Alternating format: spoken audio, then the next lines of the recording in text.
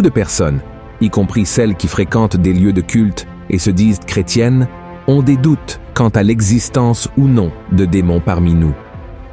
Pour beaucoup, Satan et ses démons sont des figures mystiques créées par l'imagination populaire uniquement pour susciter la peur et éviter que les gens commettent certaines actions qui ne sont pas approuvées par Dieu.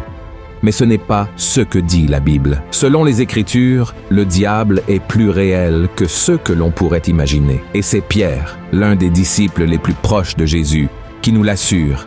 Lui qui a vu de près ce que Satan peut faire dans la vie des gens ici sur terre.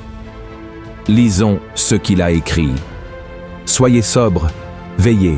Votre adversaire, le diable, rôde comme un lion rugissant, cherchant qui il dévorera. Oui, frères et sœurs, Satan et ses démons existent et sont plus proches que nous pouvons l'imaginer. Mais ce sujet n'est pas souvent abordé parmi les chrétiens, peut-être parce qu'ils sont effrayants. Certaines personnes évitent le sujet, mais la vérité est que la Bible a beaucoup à dire sur ces créatures et sur le pouvoir qu'elles ont sur les gens. Et pour comprendre le pouvoir des démons, nous devons d'abord les connaître. Beaucoup de gens pensent qu'un démon est Satan lui-même, mais ce n'est pas vrai. Un démon est un ange déchu, tout comme Satan. Ce sont des entités spirituelles créées par Dieu, mais qui se sont rebellées et sont devenues une partie de l'armée de Satan. Voyons ce que Jude a écrit. Qu'il a réservé pour le jugement du grand jour, enchaînés éternellement par les ténèbres, les anges qui n'ont pas gardé leur dignité, mais qui ont abandonné leur propre demeure. Dans ce passage, Jude fait référence aux anges qui se sont rebellés contre Dieu, c'est-à-dire aux démons. Ils sont accusés d'avoir abandonné le dessein pour lequel ils ont été créés. Environ un tiers d'entre eux a été expulsé du ciel aux côtés de Satan, qui a fait cela parce qu'il voulait avoir plus d'autorité que Dieu lui-même. Maintenant que nous savons qui sont les démons, découvrons leur pouvoir selon certains passages de la Bible. Mais avant de commencer, je tiens à vous demander de laisser un pouce levé, de vous abonner à ma chaîne et d'activer la cloche. Ainsi, vous recevrez les notifications de YouTube sur votre téléphone. Venez marcher avec moi tous les jours. Alors, allons-y. Premièrement, les démons peuvent entrer dans les animaux et les êtres humains. À la recherche de semer la peur, de provoquer des problèmes et de placer des pièges sur notre chemin pour nous renverser et nous éloigner de la présence de Dieu. Les démons peuvent également posséder les corps des êtres vivants. Dans Marc, chapitre 5, il y a un passage très clair à ce sujet. La Bible dit qu'après avoir chassé une légion de démons d'un homme, Jésus a permis à ces êtres d'entrer dans un troupeau de porcs qui se trouvait sur une colline près de cet endroit. Voyons ce qui est écrit.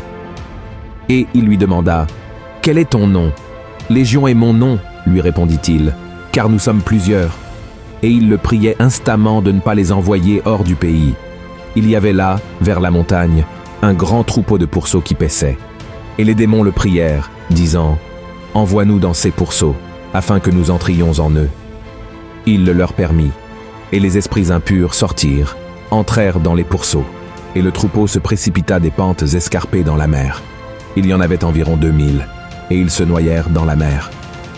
Regardez cela, frères et sœurs. Dans ce verset, vous pouvez voir que, par la permission de Dieu, les démons peuvent également entrer dans les animaux, en plus de pouvoir les contrôler. Et, en outre, les démons entrent dans les corps des personnes. Voyons ce que l'Évangile selon Luc raconte sur la situation de Marie-Madeleine, qui était possédée par 7 démons. Ensuite, Jésus allait de ville en ville et de village en village, prêchant et annonçant la bonne nouvelle du royaume de Dieu. Les 12 étaient avec de lui et quelques femmes qui avaient été guéries d'esprits malins et de maladies. Marie, dite de Magdala, de laquelle étaient sortis 7 démons. Tout comme cela s'est produit dans ces 2 situations, l'ennemi continue d'avoir ce pouvoir. C'est pourquoi nous ne pouvons pas le sous-estimer. Au contraire, nous devons nous attacher au Seigneur, car rien n'arrive sans sa permission. Amen. Deuxièmement, les démons peuvent provoquer des maladies mentales. En réalité, peu de gens le savent, mais les démons peuvent causer, parmi tant de mauvaises choses, des maladies mentales chez les personnes. Et l'un des exemples les plus connus de ce pouvoir maléfique est également raconté dans Marc, chapitre 5, dans l'histoire de l'homme possédé de Gadara. Voyons ce qui est écrit. Aussitôt que Jésus fut hors de la barque, il vint au-devant de lui, un homme, sortant des sépulcres et possédé d'un esprit impur. Cet homme avait sa demeure dans les sépulcres, et personne ne pouvait plus le lier, même avec une chaîne, car souvent il avait eu les fers aux pieds et avait été lié de chaînes, mais il avait rompu les chaînes et brisé les fers, et personne n'avait la force de le dompter. Il était sans cesse, nuit et jour, dans les sépulcres et sur les montagnes, criant et se meurtrissant avec des pierres. Regardez ceci, frères et sœurs, cela montre que les démons peuvent nous faire agir d'une manière totalement différente et étrange de celle à laquelle nous sommes habitués. Et le livre de Matthieu nous montre également un autre exemple de cela. Voyons. Lorsqu'ils furent arrivés près de la foule, un homme vint se jeter à genoux devant Jésus et dit « Seigneur, aie pitié de mon fils, qui est lunatique et qui souffre cruellement. Il tombe souvent dans le feu et souvent dans l'eau. Je l'ai amené à tes disciples, et ils n'ont pas pu le guérir. Race incrédule et perverse, répondit Jésus. Jusque à quand serai-je avec vous? Jusque à quand vous supporterai-je? Amenez-le-moi ici.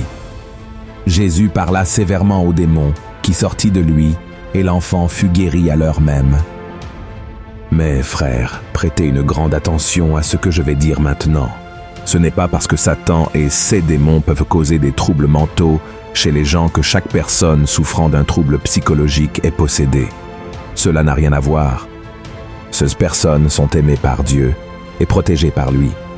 Malheureusement, certaines personnes interprètent ces passages bibliques de manière incorrecte et finissent par juger les personnes handicapées de manière très injuste. S'il vous plaît, ne faites pas cela, d'accord? Troisièmement, les démons peuvent provoquer des maladies physiques.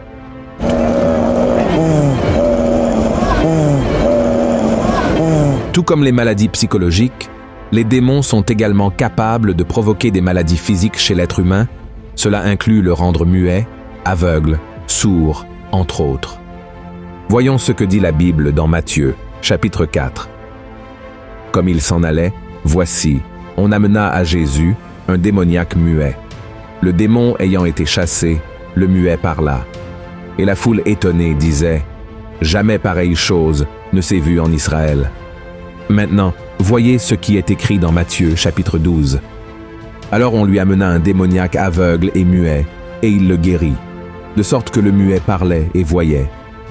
Et la Bible relate également l'histoire d'une femme qui souffrait d'une déformation physique causée par un esprit malin. Voyons ce qui est écrit. Et voici, il y avait là une femme possédée d'un esprit qui la rendait infirme depuis 18 ans. Elle était courbée et ne pouvait pas du tout se redresser. Et immédiatement après, Luc a souligné que la femme souffrait à cause de Satan. Et cette femme, qui est une fille d'Abraham, et que Satan tenait liée depuis 18 ans, ne fallait-il pas la délivrer de cette chaîne le jour du sabbat?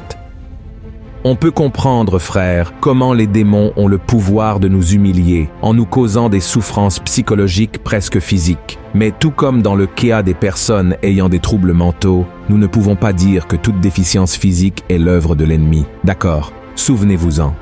Quatrièmement, les démons peuvent tromper les nations. C'est un pouvoir que tout le monde ne connaît pas, mais qui est beaucoup plus courant que nous pouvons l'imaginer. C'est pourquoi, dans l'Apocalypse, chapitre 16, l'apôtre Jean rapporte ce qui suit. « Et je vis sortir de la bouche du dragon, et de la bouche de la bête, et de la bouche du faux prophète, 3 esprits impurs, semblables à des grenouilles, car ce sont des esprits de démons qui font des prodiges, et qui vont vers les rois de toute la terre, afin de les rassembler pour le combat du grand jour du Dieu Tout-Puissant. » Des nations entières peuvent être détruites par l'action des démons. Et comment cela se produit-il? À travers la corruption, les inégalités sociales, la famine, la cupidité et toutes les autres choses néfastes que l'ennemi sème dans le cœur des dirigeants de ces pays. Il est important de savoir que les démons travailleront toujours ensemble pour atteindre leurs objectifs les plus importants. C'est pourquoi il est si important que nous prions pour notre pays et le remettions entre les mains de Dieu. C'est pourquoi la parole nous dit « Heureuse la nation dont l'Éternel est le Dieu. Heureux le peuple qu'il choisit pour son héritage. L'Éternel regarde du haut des cieux. Il voit tous les fils de l'homme. Du lieu de sa demeure, il observe tous les habitants de la terre. Lui qui forme leur cœur à tous, qui est attentif à toutes leurs actions. Ce n'est pas une grande armée qui sauve le roi, Ce n'est pas une grande force qui délivre le héros. Cinquièmement, les démons peuvent contrôler les incroyants. Beaucoup de gens qui n'ont pas vraiment remis leur vie à Jésus ne se préoccupent pas de l'existence des démons, simplement parce qu'ils ne croient pas en l'existence d'un monde spirituel qui influence notre existence ici sur Terre. Cependant, la Bible nous donne l'exemple d'incroyants qui ont été affectés et même utilisés par des démons. Voyons ce qui est écrit dans Actes, chapitre 19. Quelques exorcistes juifs ambulants essayèrent d'invoquer sur ceux qui avaient des esprits malins le nom du Seigneur Jésus, en disant « Je vous conjure par Jésus que Paul prêche ». Ceux qui faisèrent cela étaient 7 fils de Séva, juifs, l'un des principaux sacrificateurs. L'esprit malin leur répondit « Je connais Jésus, et je sais qui est Paul. Mais vous, qui êtes-vous » Et l'homme dans lequel était l'esprit malin s'élança sur eux, se rendit maître de tous deux, et les maltraita de telle sorte qu'ils s'enfuirent de cette maison nus et blessés. Regardez, frères et sœurs, nous devons comprendre que chaque être humain est fondamentalement bon, car il a été créé à l'image de Dieu. Mais à mesure que la personne laisse le péché entrer dans son cœur, elle s'éloigne de Dieu et devient ainsi vulnérable aux actions de l'ennemi. Le diable utilise les personnes qui ne cherchent pas le Seigneur et qui conservent des sentiments négatifs dans leur cœur, tels que la colère, la haine, la révolte, l'envie, les mensonges, les vices, entre autres péchés. Et même si nous ne croyons pas, Satan et ses démons sont derrière tout cela. C'est pourquoi nous devons prier pour ces personnes et implorer que le sang de Jésus nous protège de tous ceux qui sont sous l'emprise des démons.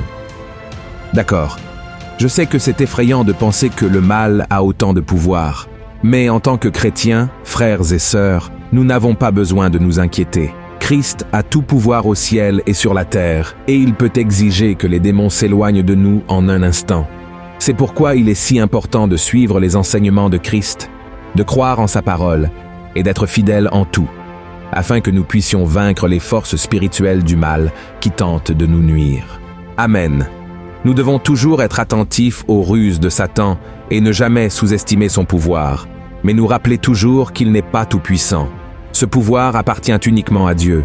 Et depuis que Jésus est venu dans le monde, le diable a tout fait pour le vaincre, le battre et l'empêcher d'accomplir la volonté de Dieu. Mais son plan a été contrecarré lorsque le Christ est mort pour nos péchés et est ressuscité. Alléluia. Alors, mes chers frères et sœurs, si nous sommes fermes avec le Christ, nous serons plus que vainqueurs. Amen.